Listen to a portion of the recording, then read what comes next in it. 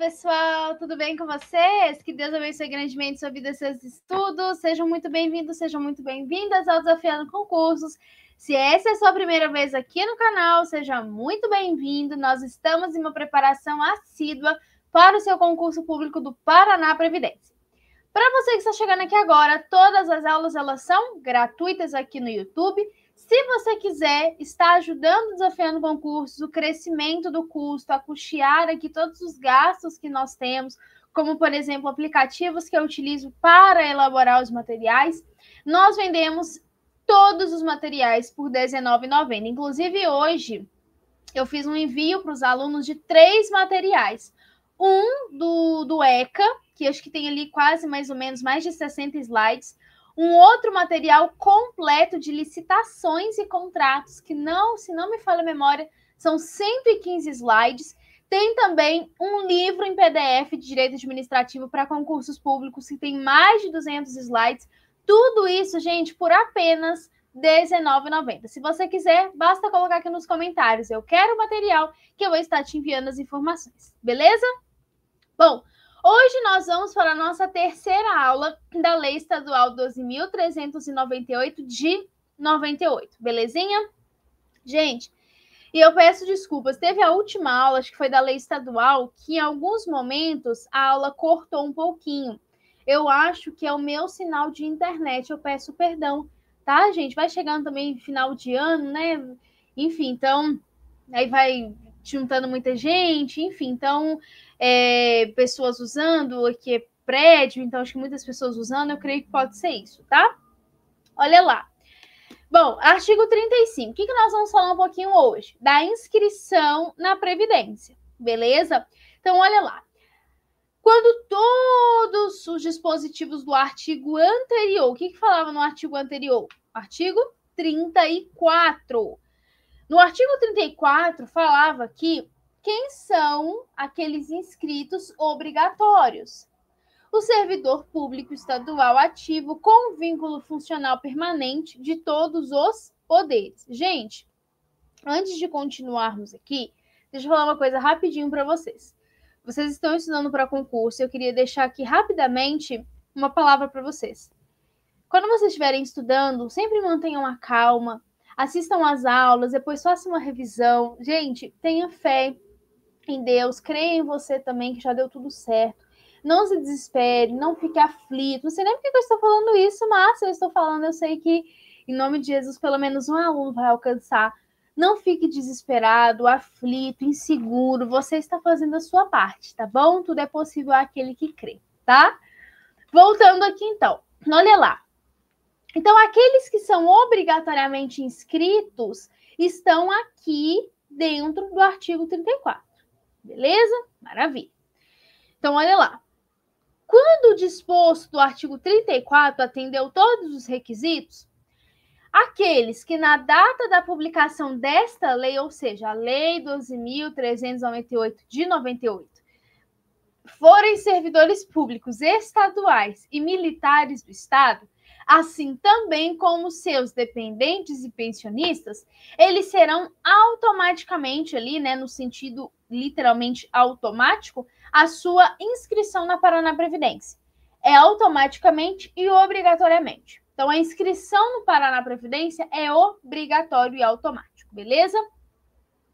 Antes de continuarmos aqui, queria só trazer um ponto bem legal aqui para vocês. Se ficar pequenininho na tela de vocês, é só vocês abrirem a tela toda do YouTube, tá? Olha lá. Quando nós falamos de beneficiários do RPPS, nós temos 2 tipos. Nós temos os segurados e os dependentes. Quem são os segurados? Os segurados são os servidores públicos. Então, o segurado, ele tem essa qualidade, por quê? Porque o seu cargo público lhe dá essa garantia, lhe dá essa qualidade. Podemos dizer, então, que é um direito que a gente chama de personalíssimo. Como assim personalíssimo? É um direito que aquela pessoa tem, porque ela faz alguma coisa, ela desempenha alguma função, e aquela função desempenhada garante a ela algum direito. É o caso aqui do servidor. Então, ele é o segurado. remunerado, que é um dos tipos de beneficiários. Por que beneficiários? Porque eles vão se beneficiar daquele regime. Quem são os dependentes? Dependente, já dá para entender o sentido, que depende de alguém, certo? Então, nesse caso aqui, os dependentes são aqueles que dependem economicamente do servidor. Então, por exemplo, filho. Ah, Rebeca, mas não tem exceção? Tem exceção. O artigo 44 vai trazer essas exceções. Se não me falha a memória, o 44. Ou seja, o cônjuge, o filho. E aí, quando a gente fala de filho, quem que se equipara a filho também? O enteado, né? Rebeca, mas o servidor, ele não é casado, ou, enfim, união estável, não tem cônjuge ali, não tem filho. Como que vai proceder? Aí vai pais, irmãos, aí vai uma outra classe de dependentes. Beleza? Nós vamos falar isso mais à frente aqui na nossa aula de hoje. Olha lá.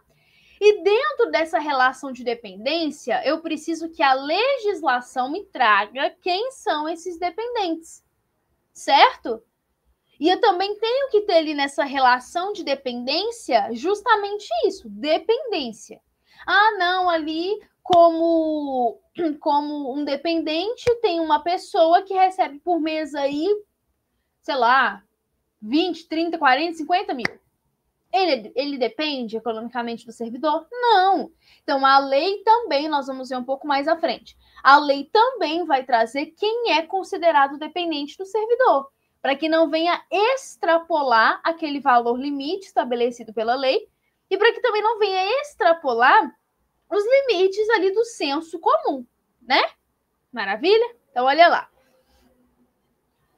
Tanto os poderes executivo, legislativo e judiciário, Ministério Público e o Tribunal de Contas, Polícia Militar e instituições de ensino, eles vão fornecer ao Paraná Previdência no prazo de quanto tempo? De 3 meses, o quê? Dados cadastrais disponíveis, ok? De cada um dos servidores, os dependentes e os pensionistas, e também a relação de documentação dos mesmos, beleza?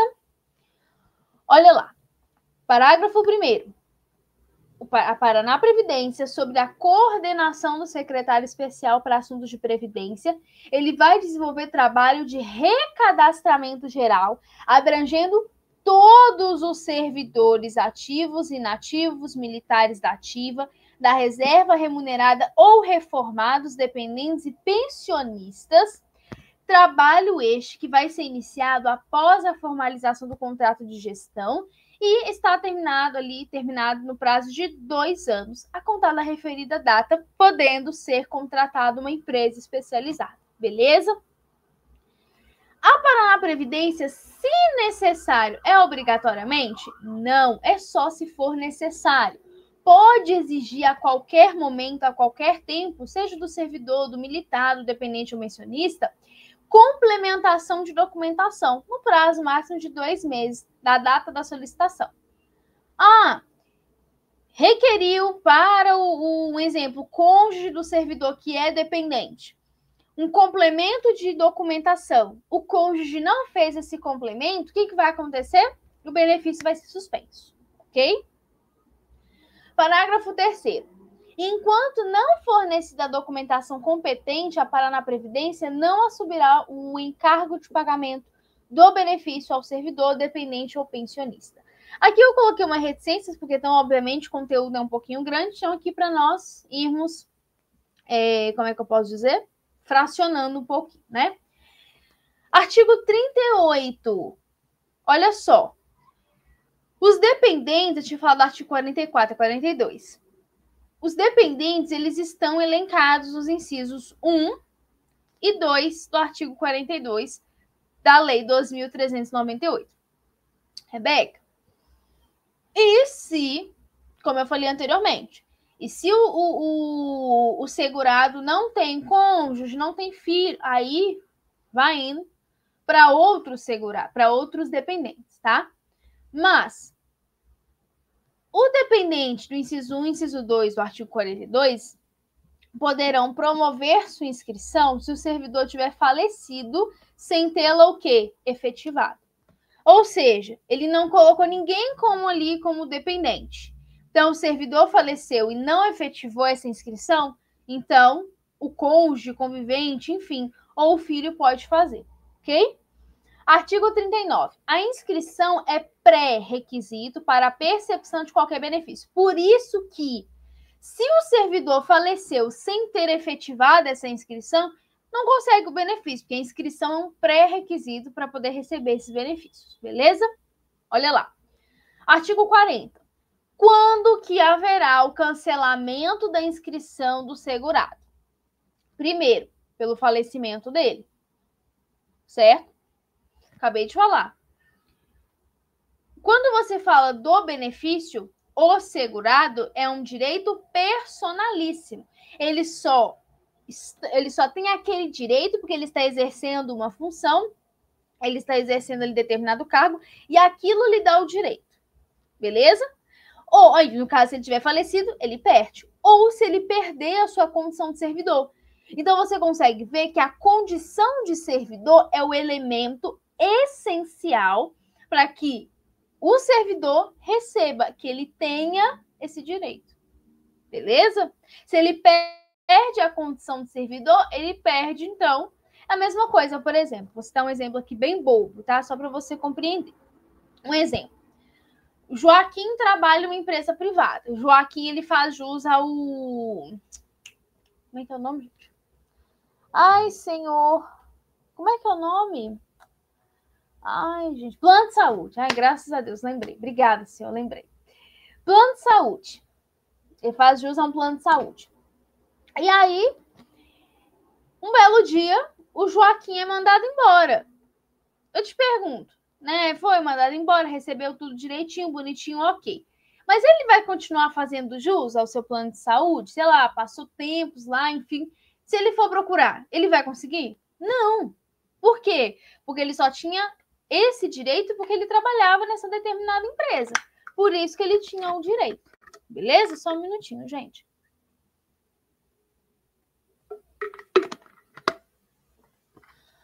Olha lá. Parágrafo 1º do artigo 40.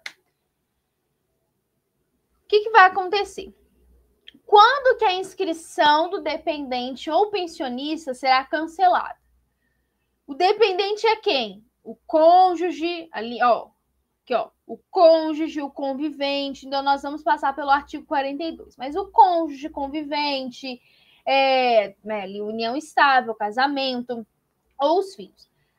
Quando que um desses dependentes, quando que eles podem ter cancelado a inscrição? Quando deixarem de preencher as condições necessárias, as condições básicas. Então, por exemplo, vamos supor que na tela está o João, que é o segurado, e a Júlia, que é a dependente. Júlia e João, eles se separam. Houve ali um divórcio, mesmo que seja uma separação fática. Nessas condições, o que vai acontecer? Será cancelada. Ok? Ah, Rebeca, mas no caso ali, um exemplo, não houve um divórcio, mas eles não estão mais juntos, não formalizaram um divórcio. Fático. Cancela ali aquela inscrição. Ok? Por quê? Porque a Júlia, ela só era dependente do João porque eles eram casados. Então, o que dava a ela essa qualidade de dependente? O fato de ser casado com o João, que é servidor. E ele é um segurado. Então, se os dois se separam, se os dois deixam de viver ali juntos um com o outro, então ela perde essa qualidade. Certo? Maravilha. Bom, parágrafo 2º. Quando aos agentes públicos, aí vem fazendo menção aos artigos 73 e 75, tá? Que fala do regime previdenciário dos cargos temporários. Via de regra, os cargos temporários, o regime jurídico deles, regime previdenciário é o RGPS, tá? Título 3. Aí vai ficar aqui na tela, se vocês quiserem, eventualmente. Eu coloquei aqui porque fez menção, tá? Se vocês quiserem eventualmente, deixa eu abrir tudo, né? Melhor. Quiserem tirar um print da tela, porque aí faz menção a outros artigos. Olha lá. Agora começa falando do quê? Do programa de previdência dos segurados e dependentes. Então, olha lá. Artigo 41. Considerando o disposto do artigo 34, são segurados obrigatórios. Quem são? Segurados ativos e os segurados inativos. Segurados ativos, servidor público estadual ativo e o militar também ativo, ou em disponibilidade inscrito na Previdência. O inativo é o contrário, é o servidor público estadual inativo e o militar inativo. Militar da reserva, ok? Olha o que eu falei com vocês. Parágrafo único. Ressalvado o disposto do artigo 73 e 75, quando você fala de agente público temporário, eles são amparados pelo regime geral de previdência social, não é pelo RPPS. O mesmo funciona com empregado público, com cargo comissionado, ok? Esse quadrinho aqui, gente, eu queria muito falar com vocês. Então, olha lá. Artigo 42. Aqui começa, então, a falar dos dependentes. Presta muita atenção. Artigo 42. Quem são os dependentes do segurado? Então, vamos fazer aqui uma historinha, tá? João e a Júlia são casados. Ou João e a Júlia vivem uma união estável. A Júlia, ela é dependente do João, desde que dependente economicamente falando, né? Ok. Por que a Júlia é dependente do João? Porque a Júlia é casada com o João, ou a Júlia vive com o João. Então, essa é a qualidade pelo que ela é dependente. Por isso que ela é dependente. Se os dois não vivessem juntos, os dois não seriam ali, né? A Júlia não seria dependente do João. Bom, passando do cônjuge, os filhos também são dependentes. Só que para os filhos eu tenho 3 regrinhas. Olha lá. Os filhos são dependentes desde que sejam menores de 21 anos e não emancipados. Como assim emancipado? Está lá no Código Civil. A emancipação é a anteriorização, é anteceder. Como é que fala aquela palavra? Ai, meu Deus, como é? Ai, gente. Fugiu da minha mente que é agora. Não é anteceder, não. Ai, gente. Fugiu aqui a palavra. Fugiu a palavra. Mas, enfim. A emancipação é quando você vai... a palavra tá na... A gente tá na... Não sai a palavra. Se alguém lembrar aí, põe no comentário, por favor. É quando você vai antecipar a maioridade daquela pessoa. Que eu não lembrei a palavra certa, mas enfim. Então, quando você vai fazer com que aquela pessoa se torne maior antes do tempo. Então, exemplo, por que, Rebeca, o não emancipado? Primeiramente, eu preciso de menor de 21 anos. Segundo, quando a pessoa é emancipada, tecnicamente, alguns fatores muito importantes levaram à emancipação dela. Exemplo, formação em nível superior. Exemplo, gerir a própria empresa. Tá lá, um rapazinho de 17 anos, já tem a sua empresa, tá lá. Então, quando se faz a emancipação, existem fortes motivos de que aquela pessoa, ela, como é que eu posso dizer, não seja tão dependente. Entendeu? Qualquer coisa, dá uma olhadinha lá no Código Civil. Beleza? A linha B. Definitivamente inválidos ou incapazes, se solteiros e sem renda, e desde que a invalidez ou incapacidade seja anterior ao fato gerador do benefício. Como assim, Rebeca? O que é isso, fato gerador? Fato gerador, nós vemos muito lá no direito tributário, tá? Fato gerador é o que faz gerar a obrigação, gerar o direito. Então, vamos supor um exemplo. Deixa eu ver. Fernando tem um filho. Ele não tem um filho. E o filho dele tem uma incapacidade. E essa incapacidade é desde os 5 anos dele. E hoje ele já tem, não sei, vamos supor, deixa eu ver aqui uma idade, sei lá, 20 e poucos anos. Ok? A incapacidade foi depois do fato gerador. Qual foi o fato gerador? O pai dele ter se tornado servidor.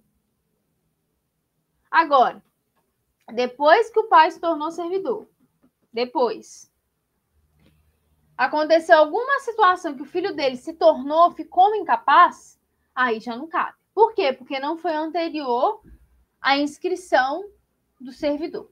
Beleza? A linha C.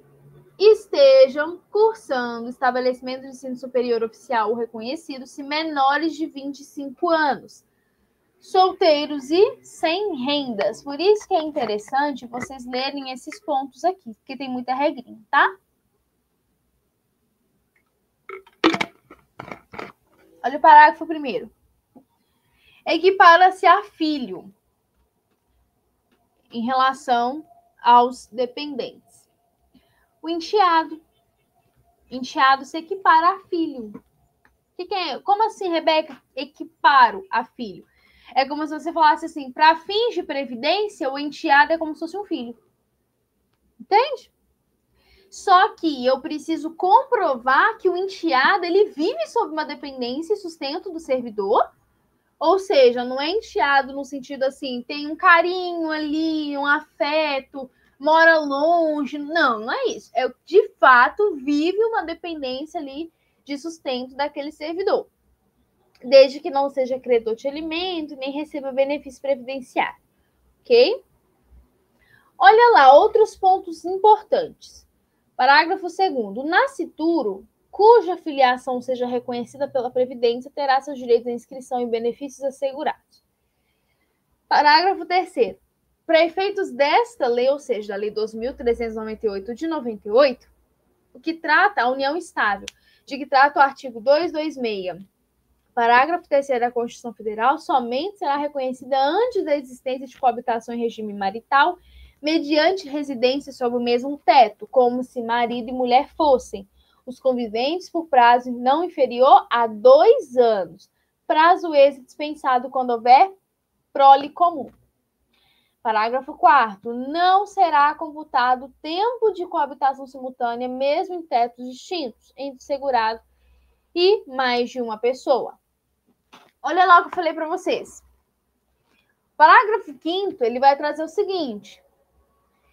Eu não tenho dependente, um exemplo. O Joaquim não tem dependentes de cônjuge ou filho. Não tem. Então, ele não tem nem o inciso 1, nem o inciso 2. Quem que pode ser dependente dele? E aí? Quem vai ali se inscrever como seus dependentes? Os pais? O irmão menor de 21 anos e não emancipado? Ou definitivamente, inválido ou incapaz? Se solteiro e sem renda, e desde que a invalidez ou incapacidade seja anterior ao fato gerador do benefício?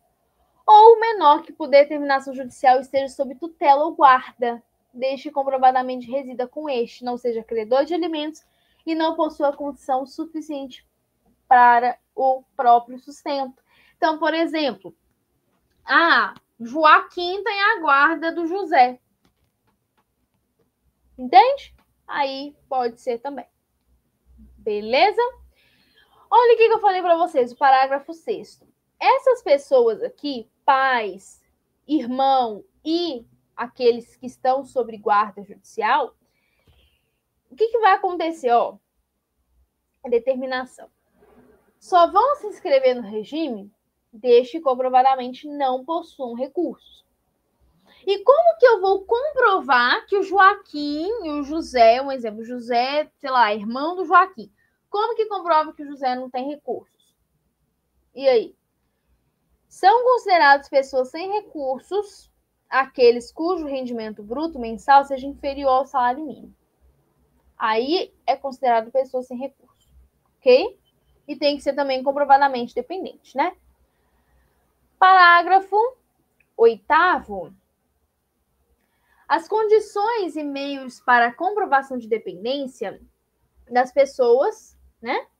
Das alíneas que nós vimos aqui, serão verificadas pela Paraná Previdência, sem o que não se efetivará a inscrição ou concessão de benefício. Ou seja, se não verificou que existe comprovação de dependência entre o dependente e o segurado, então, obviamente, não vai se efetivar a inscrição, porque eu preciso de duas coisas. Comprovação de dependência, na verdade, uma coisa, né? Comprovação de dependência. Porque quando você fala de pessoa sem recurso, então, obviamente, ela é dependente da outra. Se ela não tem recurso, né? Maravilha? Vamos imaginar que os pais do Joaquim vão lá efetivar a inscrição. E se essa inscrição é indeferida, ou seja, ela não é aceita, não aceitam essa inscrição, os pais do Joaquim podem recorrer, ok? Parágrafo 10º. São pensionistas dependentes que se encontrarem fruindo um dos benefícios previdenciários enumerados no inciso 2 do artigo 44. 43. A perda da condição de segurado dependente são ali aquelas do artigo 40. Qual são mesmo? Olha aqui, que eu falei para vocês. Ó. Oxi, cadê? Ó. Opa, peraí, aqui, ó. Falecimento, perda de condição. Ok? Ó. Parágrafo 1º. Beleza? Na verdade, é aqui. Separação judicial ou deixou de ter ali as condições necessárias. Sei lá, vai que a pessoa, não sei, ficou rica do dia para noite, aconteceu alguma coisa, enfim. Então, ali, ela perde aquele benefício. Beleza? Que Deus abençoe grandemente, pessoal. Até a nossa próxima aula. Fiquem com Deus. Até mais. Tchau, tchau.